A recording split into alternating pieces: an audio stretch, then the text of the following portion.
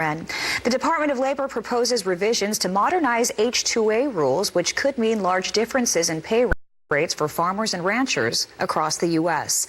Joining us now with the latest is American Farm Bureau economist Veronica Nigh. Thanks for joining us, Veronica. And let's start. Can you bring us up to speed on these proposed changes and what it really means for U.S. producers?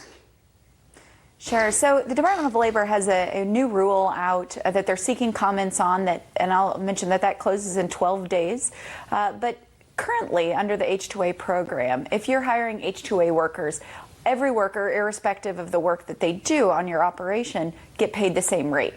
Under the new rule, the Department of Labor is proposing that different workers get paid different rates based on the work they do. So someone who's supervising other workers, who's driving equipment, they're going to get paid a different wage than someone who's harvesting or doing grading and sorting. So it allows for differentiation of wages by skill and by activity, but it will also make figuring out what the total wage expenditure for farmers and ranchers is going to be more difficult. You know, talk about how significant these differences could be compared to years past. Well, in the rule, DOL provided the data to compare 2016, 17, and 18 to what we're currently seeing, and through that, we're able to take a look and guess at what a sample farm in different states would pay. And what we see is that, for example, in Kentucky, a farm with 60 workers would have paid about 25% more in labor costs than they did through the current rule. The same farm in Arizona with the same 60 workers performing similar work would have paid 14% less than what they paid in actuality. So there's a lot of differentiation from state to state, but overall what we're seeing is that the wages farmers would have paid would have been 2 to 3% more than under the current law. What are you encouraging producers to do moving forward?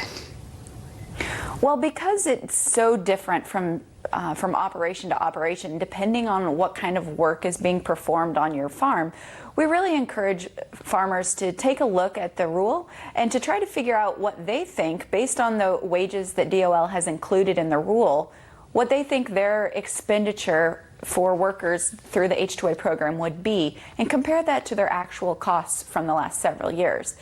And if there's a big difference, whether it's positive or negative, we certainly encourage farmers to reply to that request for comments through the Federal Register.